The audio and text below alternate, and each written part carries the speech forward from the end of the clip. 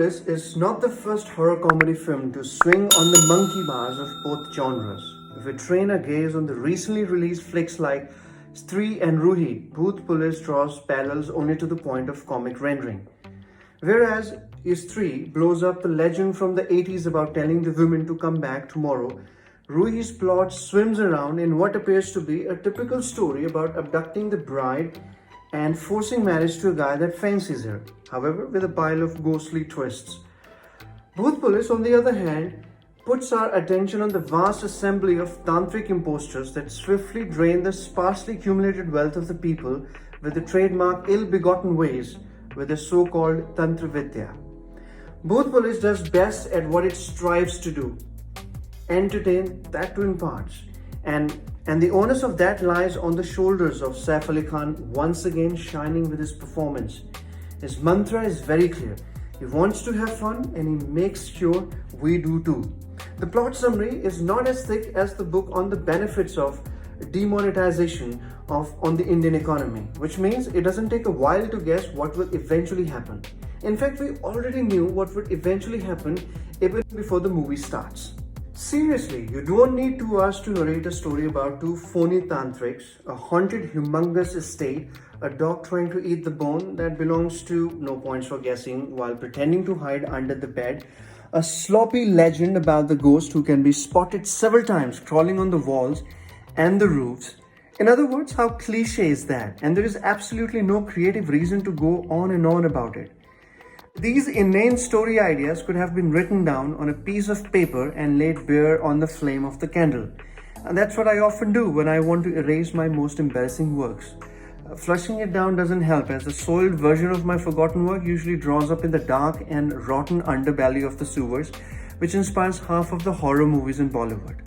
Two brothers, Vibhuti and Chiranji, by the way, a big thank you for coming up with the most genuinely comic names to influence the narrative positively, work as ghostbusters in the quintessential Indian topography, feeding the victims and the families false stories about the ghosts.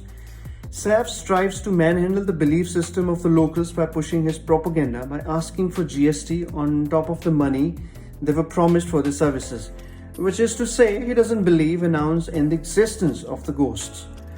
Arjun Kapoor's character, on the other hand, lends a balance to the casualness effortlessly operated by Saif. He colludes with his elder brother to mint money off the unsuspecting customers, but deep inside, his heart wrenches in pain for spoiling the legacy of the father.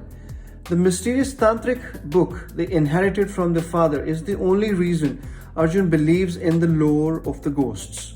The real Ulat Baba and sons, as they like to call themselves, experience poor financial conditions owing to corrupt competition in the market from other tantrics.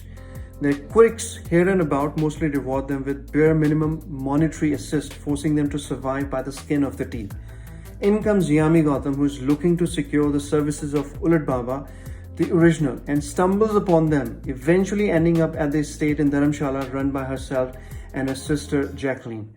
The story thereafter makes a hasty commentary on the legend of Kichkandi, the questionable tantric prowess of the duo to unearth the secret around it with a comical twist, and the absence of the soul in the screenplay.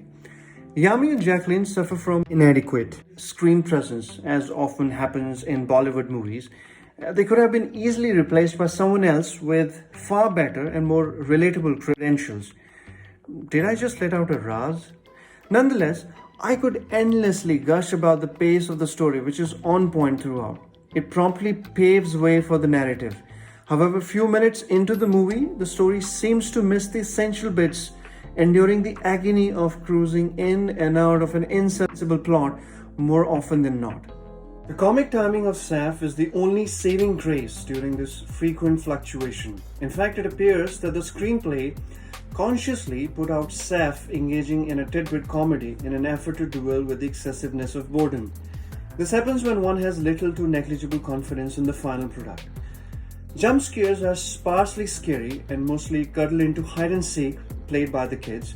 The flashback story hinders the velocity as it is told with declining interest, just so people could scream, "What?" I threw my arms in the air with a sudden gush of disbelief after the screenplay flashed an unlikely tale to stir up the proceedings. To my mind, the ball had already been dropped in the first half, and the rest of the movie yields no particular interest to reinstate the confidence.